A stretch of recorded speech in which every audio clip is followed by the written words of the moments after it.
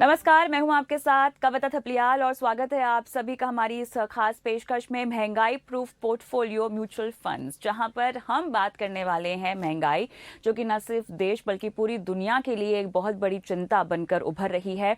अब ऐसे में महंगाई कहां कहां डाका डाल रही है आपकी ज़िंदगी में, आपकी जेब पर, आपके निवेश पर, आपके रोज़मर्रा के खर्चों पर।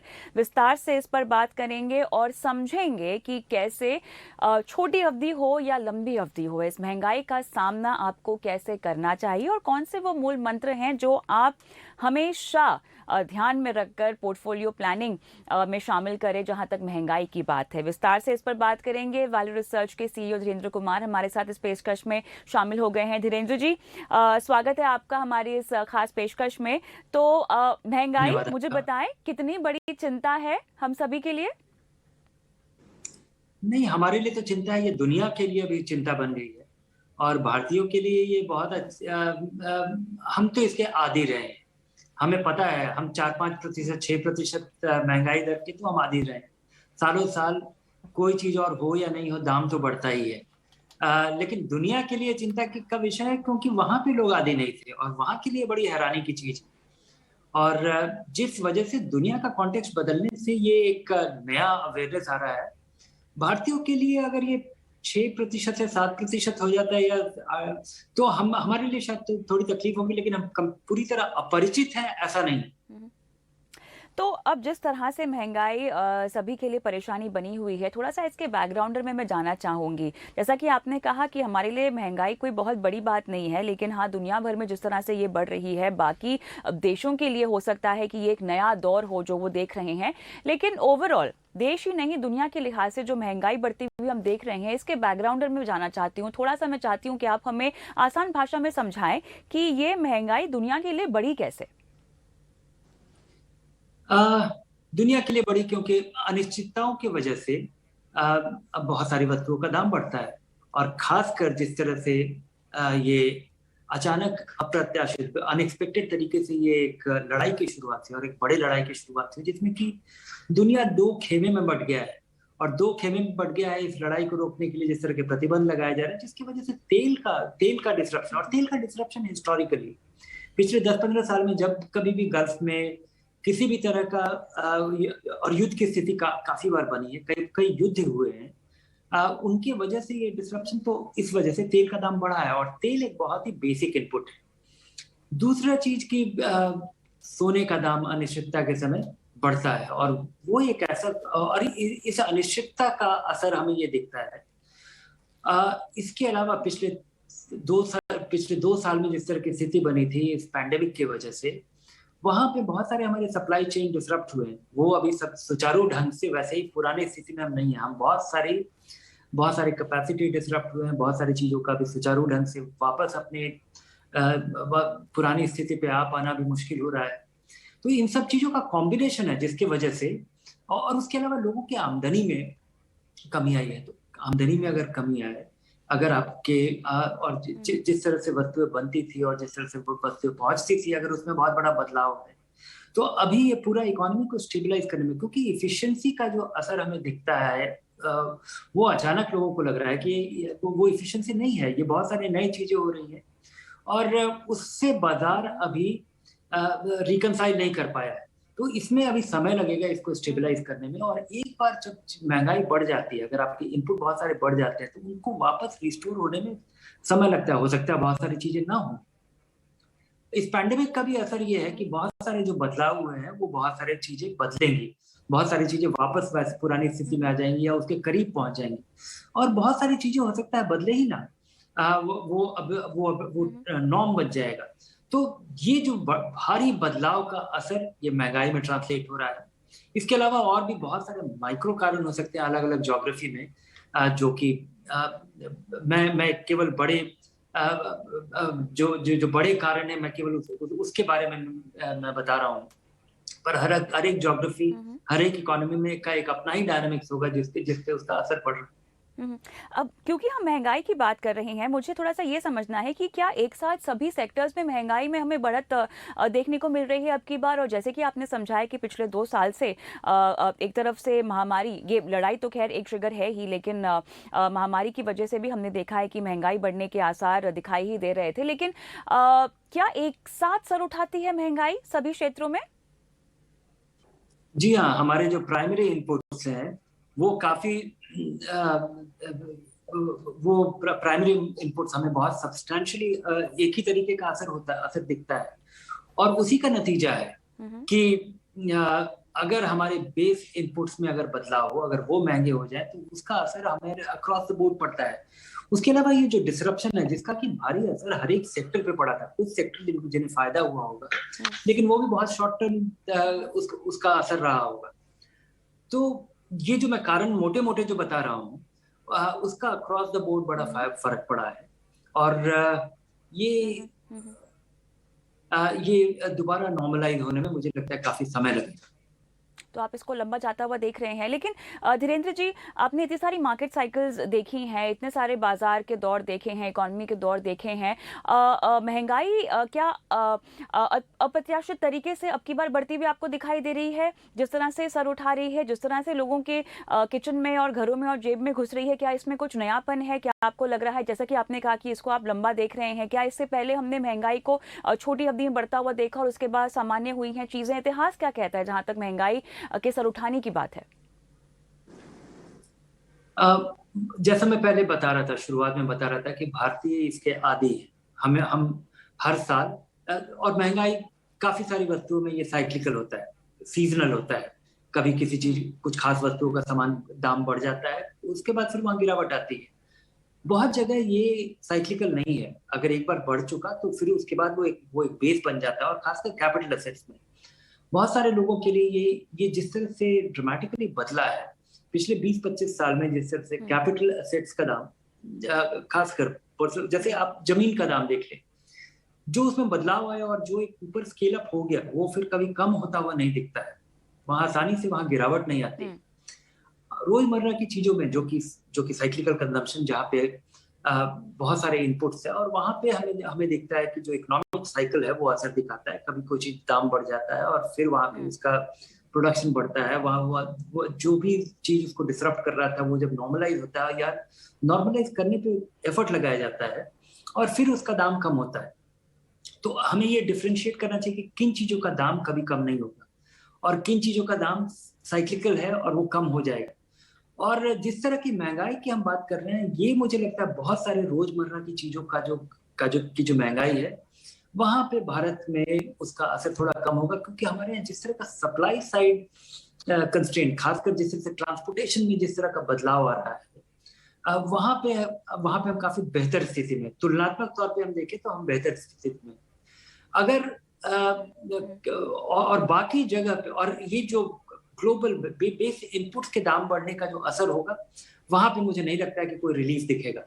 ब्याज दरों में हमारे यहाँ बहुत हिस्टोरिकली हमारे यहाँ ब्याज दरें अभी भी बढ़नी शुरू नहीं हुई है, और सरकार ने रिजर्व बैंक ने इसको काफी रोका हुआ था, और ये काफी लंबे समय तक रोक पाना शायद मुश्किल हो, क्योंकि दुनिया से हमारा पूरा जुड़ाव है। और दुनिया की तुलना में वहां पे जिस रफ्तार से अमेरिका में 1% से 2% ब्याज दर हो जाना, ब्याज दरों का दुगना होना हुआ, लेकिन हमारे यहाँ 6% से 12% होने में शायद बहुत समय लगेगा, या शायद ना हो। तो ये मैं केवल कंपैरिजन के रेफरेंस में बोल रहा हूँ, क्योंकि 1% से 2% हो जाना बिल्कुल उसका 100% बदलाव का ही असर है, और जिसकी वजह से जो दुनिया भर में जो पैसे का फ्लो है उसमें बड़ा बदलाव आएगा। कैपिटल एसेट्स पे इसका असर पड़ेगा, और भविष्य में हमें देखना पड़ेगा। ये भारत के लिए काफी यूनिक स्थिति है। इस तरह का प्रेसिडेंस हमें हाल फिलहाल बहुत सालों में नहीं दिखा है। हमारे यहाँ केवल जो मैं पहली बार तेल के दाम बढ़े हैं, और तेल के दाम गिरे भी हैं। तेल के दाम अभी जो स्थिति है उससे भी ज्यादा बड़े लेवल, ऊंचे लेवल पे गए हैं। लेकिन तेल का दाम, इसके अलावा हमारे यहाँ नॉर्मल इकोनॉमिक साइक्लिकलिटी में महंगाई बढ़ी है, सीजनल महंगाई बढ़ी है, लेकिन ये दुनिया भर में जिस तरह का बदलाव आ रहा है उसका असर और भारत का जुड़ाव ये गेस कर पाना बड़ा मुश्किल है। पिछले 30-40 साल में मैंने ऐसी स्थिति कभी नहीं देखी। चलिए यहाँ पर महंगाई और आपके पोर्टफोलियो पर हम विस्तार से और भी बात करेंगे। खासतौर से मुझे ये समझना है कि कैसे जो आरबीआई मॉनेटरी पॉलिसी निकालता है उसमें ब्याज दरों का बढ़ना और घटना महंगाई से कैसे जुड़ा हुआ है। लेकिन उससे पहले हम कुछ दर्शकों के सवाल भी इस शो में धीरेन्द्र जी शामिल करना चाहते हैं, जिन्हें सलाह लेनी है आपसे। और इस कड़ी में राखी हमारी एक दर्शक हैं जिन्होंने अपना सवाल हमें भेजा है। धीरेन्द्र जी, इनकी उम्र 27 साल की है और बहुत ही दिलचस्प सवाल है इनका। अच्छा, मुझे ये लगा कि इनकी उम्र के बहुत सारे लोग हैं जो अब निवेश को लेके धीरे धीरे उन्हें जागरूकता हो रही है और थोड़ा सा उन्हें लग रहा है कि जो उनको बचपन से उनके माता पिता शायद सिखाते आए हैं निवेश या बचत के बारे में, थोड़ा सा आगे बढ़कर वो सोच रहे हैं और खुद रिसर्च कर रहे हैं। हालांकि इनका जो सवाल है ये कहती हैं कि इनके पास फिक्स डिपॉजिट में काफ़ी सारा निवेश है और क्योंकि इनके पेरेंट्स ने, इनके माता पिता ने इनको इक्विटी के बारे में नहीं सिखाया है या एफडी के अलावा किसी और निवेश विकल्प के बारे में ज़्यादा जानकारी नहीं दी है। ये चैनल के थ्रू काफ़ी शोज़ देखती हैं और इस लिहाज से कह रही हैं कि इन्वेस्टमेंट का महत्व इन्होंने अभी समझना शुरू ही किया है। तो अब ये पूछना चाह रही हैं कि अगर ये केवल फिक्स डिपॉजिट में ही निवेशित रहें तो इसमें इनका कितना और किस तरह से नुकसान होगा, और क्या फिक्स डिपॉजिट एक लौता इन्वेस्टमेंट विकल्प होना अच्छा है या नहीं है। ये कह रही हैं कि इनके पिताजी जो कि अब शायद रिटायर्ड हैं, उन्होंने अपनी पूरी ज़िंदगी केवल फिक्स डिपॉजिट में ही निवेश किया है और राखी के मुताबिक उनके पिताजी काफ़ी संतुष्ट हैं अपनी फाइनेंशियल पोजीशन के लिहाज से अगर देखा जाए, और ये केवल फिक्स डिपॉजिट के ज़रिए इन्होंने किया है। तो ये समझना चाह रही हैं कि फिक्स डिपॉजिट कैसा निवेश है, क्या इनके पिता की तरह ये भी अगर उसी में ही निवेशित रहें तो सही होगा, इक्विटी में क्या निवेश करना चाहिए या नहीं। हालांकि महंगाई से जुड़ा हुआ नहीं है, लेकिन आई एम श्योर आप महंगाई का एक एंगल जरूर यहाँ पर समझाइश के तौर पे देना चाहेंगे धीरेन्द्र जी।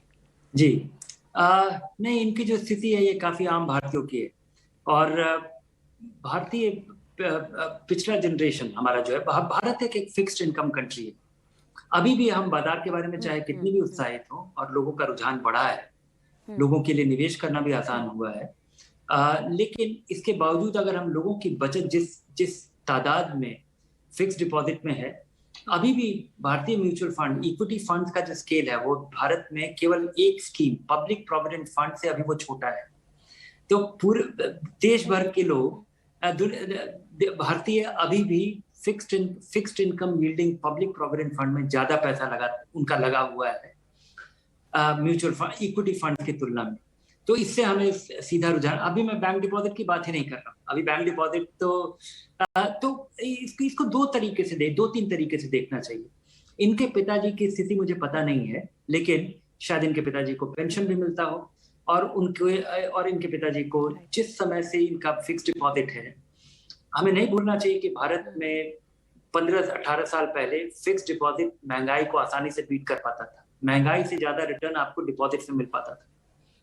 पब्लिक प्रोविडेंट फंड में 11 से 13% रिटर्न हुआ करता था आज से 20 साल पहले, और वो जो रिटर्न था, और दूसरी स्थिति ये थी कि भारतीय बाजार, इक्विटी बाजार लोगों के लिए एक्सेसिबल नहीं था, ये अमीरों के लिए बाजार हुआ करता था। म्यूचुअल फंड बहुत पॉपुलर नहीं थे। म्यूचुअल फंड इस देश में 30 साल पुराने हैं और ओपन एंड फंड केवल 15-17 साल पुराने हैं, और पिछले 4-5 साल में ये थोड़े पॉपुलर हुए हैं। अभी भी बहुत नहीं हुए हैं, अभी भी लोगों को हमें बताना पड़ता है कि SIP क्या है। ये बहुत बड़ा बदलाव है, बहुत बड़ा इंप्रूवमेंट है, लेकिन अभी भी अगर इसको तुलनात्मक तौर पे देखें तो ये अभी बहुत ही अपने शुरुआती दौर में। तो अगर आप देखें कि उनके पिताजी को बहुत ब्याज मिला करता था, शायद उन्हें अभी भी पेंशन मिल रहा होगा जिससे उनके बुढ़ापे में आमदनी की जरूरत पूरी होती होगी, और बाजार एक्सेसिबल नहीं था। ये स्थिति पूरी तरह बदल गई है। अगर आपको महंगाई बीट करना है तो फिक्स डिपॉजिट, आपको लगेगा कि आपका लगा हुआ 1 लाख रुपया 1 साल के बाद 1,06,000 रुपया हो गया, लेकिन सब चीजों का दाम अगर 6% से ज्यादा बढ़ा तो आपका पैसा कम हुआ है। ये एब्सोल्यूट टर्म्स में लोग इसको रिलेट नहीं कर पाते। आपको लगता है कि आपका लाख रुपया कुछ नहीं, बिना किसी रिस्क के बढ़ा ही तो है, लेकिन ये बढ़ा नहीं है, क्योंकि आप जो कुछ भी आप 1 लाख रुपए में खरीद पाते हो, अगले साल 1,06,000 रुपए से ज्यादा में मिलेगा। हर एक व्यक्ति का इन्फ्लेशन रेट अपना है। आपका कंजम्पशन का क्या पैटर्न है, आप किस तरह से, एक वृद्ध व्यक्ति का कंजम्पशन पैटर्न बिल्कुल अलग होगा, आपके हेल्थ केयर के लिए कितना पैसा खर्च होता है, उसका दाम किस रफ्तार से बढ़ रहा है, ये इसका आकलन बड़ा मुश्किल है। तो मेरी सलाह होगी कि ये जो सोच रहे हैं कि इनको सीखना चाहिए, इनको रफ्तार से सीखना चाहिए। केवल बचत करना आपके लिए काफी नहीं होगा, बचत का निवेश करना और खासकर इक्विटी में करना जरूरी है। इक्विटी जो कि लोगों को लगता है कि वो रिस्की है, वो जरूर रिस्की है। उस रिस्क को कम करने का आपको तरीका ढूंढना चाहिए। उस रिस्क को कम करने का तरीका आपके पास केवल 2-3 है कि लंबे समय का पैसा लगाइए, धीरे धीरे लगाइए और डाइवर्सिफाई हमेशा करिए, और गिरते बाजार में भी लगाते रहिए, बढ़ चढ़ते बाजार में लगाते रहिए, और कम उम्र में ये कर पाना आपके लिए आसान होता है। जब आपके पास समय काफी नहीं होगा तब आप ये नहीं कर पाएंगे। तो मेरी केवल यही सलाह होगी कि जल्दी से जल्दी शुरू कीजिए। फिक्स्ड इनकम काफी नहीं होगा, आप अपने पिताजी जैसे भाग्यशाली नहीं है, स्थिति भी बदली है, बाजार ज्यादा एक्सेसिबल हुआ है, ज्यादा अच्छे इफिशिएंट व्हीकल है, और तो जल्दी शुरुआत कीजिए। और इसके लिए आपको समय चाहिए। कम समय का पैसा कभी ना लगाएं, स्पेकुलेट ना करें। और अगर ये 2-3 चीज आप करते हैं कि आप लंबे समय का पैसा लगा रहे हैं, धीरे धीरे लगा रहे हैं, और वेल डाइवर्सिफाइड फंड में ही पैसा लगा रहे हैं, और रोज रोज ना देखिए, शुरुआती दौर में खासकर मत देखिए, तो ये निवेश का काफी आसानी से आप पार्टिसिपेट कर पाएंगे और काफी इसका फायदा उठा पाएंगे। चलिए, तो राखी, कुल मिला के सलाह आपके लिए यही है कि हाँ, आपको फिक्स्ड डिपॉजिट के आगे सोचना होगा, लेकिन क्या राह हो आपकी, इसके लिए अगर आपको क्लैरिटी चाहिए तो एक बार फिर से अपना सवाल अपने लक्ष्यों के साथ थोड़ा सा हमें भेजिएगा। थोड़ा सा सोचिए कि आपको ज़िंदगी में किस तरह के आर्थिक लक्ष्य पूरे करने हैं, और उसके हिसाब से आपको एक निवेश की रणनीति हम दे पाएंगे। अगला सवाल धीरेन्द्र जी, मैं अजय का लेना चाहती हूँ, और इनकी उम्र 32 साल की है, और इनका सवाल बहुत दिलचस्प है। ये कह रहे हैं कि महंगाई को मात देने वाला ऐसा कौन सा निवेश विकल्प है, या सर्वश्रेष्ठ निवेश विकल्प कौन सा होगा। अजय के सवाल का आप जवाब दें, उससे पहले मैं चाहती हूं कि जो मैं समझना चाह रही थी पहले कि कैसे ब्याज दरें बढ़ाना और घटाना महंगाई से जुड़ा हुआ होता है, ये कॉल आरबीआई कैसे लेती है और इसका किस तरह से इम्पैक्ट पड़ता है, ये पहले हमको समझा दें। आरबीआई की हमेशा ये सोच रहती है कि आरबीआई मॉनेटरी पॉलिसी कंट्रोल करता है ताकि हमारे इकोनॉमी में जो ब्रॉड ऑब्जेक्टिव है कि इकोनॉमी में लोगों का कॉन्फिडेंस बना रहे, हमारा इकोनॉमी ग्रो करता रहे। पॉलिसी का ऑब्जेक्टिव यही होता है कि अगर ग्रो करेगा तो ज्यादा अपॉर्चुनिटी लोगों के लिए क्रिएट होंगी, और इस ग्रोथ की वजह से ग्रोथ ऐसा ना हो, किसी भी हालत में ऐसा ग्रोथ ना हो जिसकी वजह से महंगाई बढ़े। महंगाई को काबू में रखते हुए कितना हम आसानी से मैनेजेबल तरीके से ग्रो करेंगे, क्योंकि अगर हम बहुत रफ्तार से बढ़ते हैं तो उसका एक अनइंटेंडेड कॉन्सिक्वेंस है कि महंगाई बढ़ेगी। हमारे यहाँ अगर हम रैपिडली ग्रो करते हैं तो कंजम्पशन भी ग्रो करेगा, डिमांड क्रिएट होगा।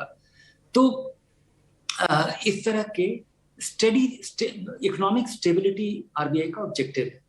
और जब यहाँ पे किसी भी तरह का इम्बैलेंस हम देखते हैं तो आरबीआई, अगर इकोनॉमी में डिसलरेशन हो तो आरबीआई कोशिश करती है कि इकोनॉमी में कॉन्फिडेंस लाने के लिए ब्याज दरें कम करे, ताकि लोग उत्साहित हो पैसा लेने के लिए, पैसा उधार लेने के लिए। और जब बाजार में बहुत भारी मोमेंटम हो या महंगाई बढ़ रही हो तो कोशिश करती है कि ब्याज दरों को कंट्रोल करके महंगाई दर को काबू में रखने की।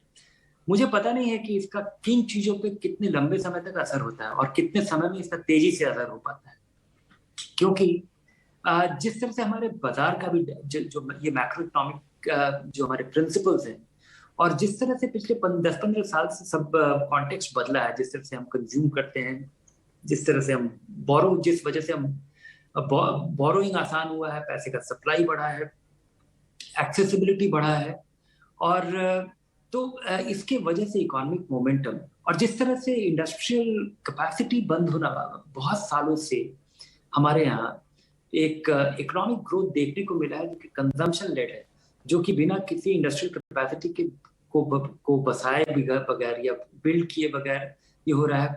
और कई बार हम पिछले 4-5 साल पहले हम काफी बार बात करते थे कि हम ग्रोथ देख रहे हैं लेकिन जॉबलेस ग्रोथ देख रहे हैं।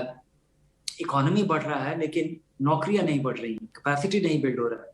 तो वैसी स्थिति में ये बहुत ही कॉम्प्लिकेटेड और पेचीदा मामला है, लेकिन आरबीआई का ब्रॉड प्रिंसिपल यही रहता है कि इकोनॉमिक डिसलरेशन में उसको कैसे इंसेंटिवाइज करके, ब्याज दरों को कम करके कैसे उसको दोबारा उसमें मोमेंटम लाया जाए। अगर बहुत भारी मोमेंटम आ रहा है जिसकी वजह से महंगाई बढ़ रही है, तो ब्याज दरें बढ़ा करके उसको कैसे काबू में किया जाए। चलिए, तो अब अजय के लिए सर्वश्रेष्ठ निवेश विकल्प महंगाई को मात देने वाला कौन सा होगा? इक्विटी, और इक्विटी के अलावा कुछ नहीं है। क्योंकि बहुत रियल एस्टेट भी हो सकता है, लेकिन रियल एस्टेट को मैं एक आम आदमी के लिए मैं उसको निवेश के बजाय मैं मेरे लिए रियल एस्टेट घर दिखता है, घर समझ में आता है, जो कि आपके लिए एक एसेट है, जो कि इन्वेस्टेबल। बहुत सारे लोग इसको उस नजरिए से देखते हैं, लेकिन बहुत सारे लोगों के लिए ये वैसा नहीं हो। क्योंकि अगर आप घर में रहते हैं तो आप घर बेचने की नहीं सोचते, आप उसमें रहते जाते हैं, वो आपके लिए शेल्टर है, इमोशनल कंफर्ट है। और इक्विटी इसलिए क्योंकि इक्विटी ही एक ऐसा प्रॉमिसिंग एसेट क्लास है जो कि हमेशा हर एसेट कैटेगरी को बीट करता है लंबे समय में। दूसरा, इक्विटी क्यों महंगाई को बीट करता है, इक्विटी क्यों आपको इन्फ्लेशन से प्रोटेक्ट कर पाता है, क्योंकि आप इक्विटी के जरिए आप कारोबार में हिस्सा ले रहे हैं। और कारोबार सक्सेसफुल तभी होता है जब वो बदलते समय में अपने प्रॉफिटेबली अपने जो कुछ भी आप गुड्स और सर्विसेज प्रोड्यूस करते हैं, उसको बदलते हुए कॉन्टेक्स्ट में, बदलते हुए इनपुट कॉस्ट के रेफरेंस में आप उसका दाम बढ़ा पाए। नहीं तो आपको नुकसान होगा और आप कभी मुनाफा नहीं कमाएंगे। और तो इक्विटी का अपना, मैं इसको एक उदाहरण से बताना चाहूंगा कि अगर आपके पास मारुति के शेयर हैं और मारुति एक कार बनाती है, और मारुति की कार बनाने के जितने भी इनपुट्स है, अगर उनका दाम बढ़ जाता है, चाहे वो मेटल शीट्स हो, इंजन हो, जो कुछ भी इनपुट है, अगर उनका दाम बढ़ता है और मारुति को अगर मुनाफा कमाना है तो उसको अपना दाम बढ़ाना पड़ेगा। दाम बढ़ाना पड़ेगा तो मुनाफा भी बढ़ेगा, मुनाफा बढ़ेगा तो महंगाई के दौर में आपके लिए मालिक होना है, एक हिस्सेदारी होना है, एक कॉम्पिटिटिव इकोनॉमी में, ये एक अकेला आपके लिए इंश्योरेंस है महंगाई से जूझने के लिए। लेकिन ये क्या हमेशा इसका फायदा होता है? क्या शॉर्ट टर्म में? नहीं। ये कम समय में हो सकता है कि इसका असर हमें दिखता है कि जब महंगाई रफ्तार से बढ़ता है तो बहुत सारी चीजों की डिमांड में कमी आती है। हो सकता है इनका कंपनियों पर भी असर पड़ता हो, लेकिन लॉन्ग टर्म सस्टेनेबिलिटी किसी कंपनी का तभी है जब वो महंगाई के साथ अपनी वस्तु का या अपनी सेवा का दाम बढ़ा पाए, और जिस वजह से उन्हें मुनाफा होता है। तो हो सकता है कम समय में उन्हें काफी कोई जिम्नास्टिक कोई बड़ा बदलाव लाना पड़े और कभी स्थिति फेवरेबल नहीं हो, लेकिन लंबे समय में अच्छी कंपनियां महंगाई के साथ अपना मुनाफा भी बढ़ा पाती हैं और अच्छी कंपनियां दाम भी बढ़ा पाती हैं। चलिए, यहाँ पर एक आखिरी सवाल मैं लेना चाहूँगी चेन्नई से रीना का, और ये कह रही हैं कि इनकी उम्र अभी 21 साल की है और 10 साल के बाद इन्हें अपने लिए घर खरीदना है, और इनकी अभी जॉब भी लगी है, और कह रही हैं 35,000 रुपये जो है हर महीना ये अभी कमा पा रही हैं। जो घर खरीदना है वो लगभग 70 लाख का है, लेकिन ये जो कीमत है वो मौजूदा कीमत है इस घर की। पूछ रही हैं कि कैसे अपने लक्ष्य को ये हासिल कर पाएँ, यहाँ पर इन्फ्लेशन को कैसे इनको काउंटर करना चाहिए घर खरीदने जैसे लक्ष्य को काउंटिंग करके, और अगर 35,000 रुपए ये कमा रही हैं तो कितना उसमें से इनको निवेश करना चाहिए अपने घर के लक्ष्य के लिए? कितना निवेश करना चाहिए ये तो ये अगर जरूरत के हिसाब से अगर हम देखें कि आज के दिन अगर किसी मकान की कीमत 70 लाख रुपए है तो 10 साल के बाद उसकी कीमत क्या होगी, ये इसका आकलन कर पाना थोड़ा मुश्किल है।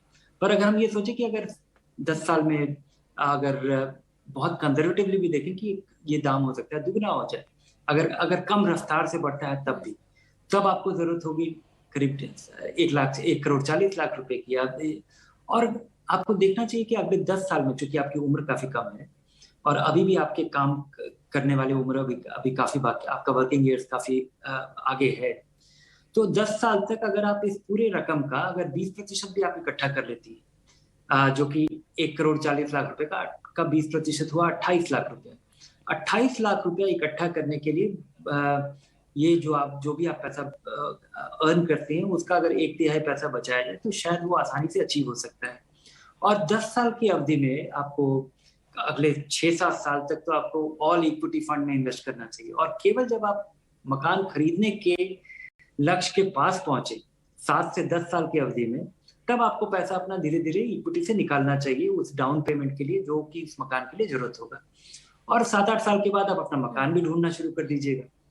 तो ये एक सिंपल सा प्लान, ये गोल आपका अचीव कर देगा। लेकिन एक चीज़ मैं बताऊँ कि ये सारा प्लान बिल्कुल प्लान है। आपका सब कुछ बदल रहा है, मकान का दाम भी बदल रहा है, ब्याज दरें भी बदलेंगी, बिल्कुल। आपकी आमदनी बदलेगी, आपकी बिल्कुल। आमदनी बढ़ेगी।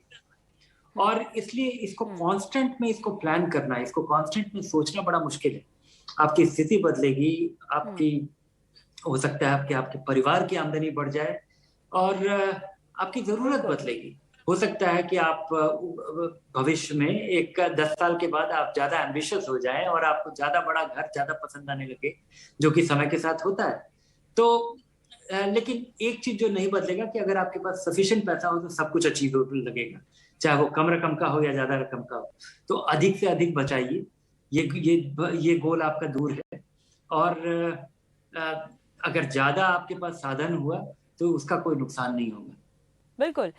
चलिए, इसी के साथ बहुत-बहुत धन्यवाद धीरेन्द्र जी, आपने समय निकाला और धन्यवाद। महँगाई प्रूफ पोर्टफोलियो कैसे बनाया जाए उस पर दर्शकों को गाइड किया। तो ओवरऑल महँगाई एक ऐसी समस्या नहीं है जो अचानक से आती है और अचानक से चली जाएगी। आपको अपनी निवेश रणनीति में महँगाई को काउंट इन करना चाहिए। फाइनेंशियल प्लानिंग आप जब भी करने बैठे, अपने लक्ष्यों को जब भी आप तय करें तो उसमें महँगाई का आकलन करना बिल्कुल भी ना भूलें। मुझे भी इजाज़त दें इस खास पेशकश में। नमस्कार।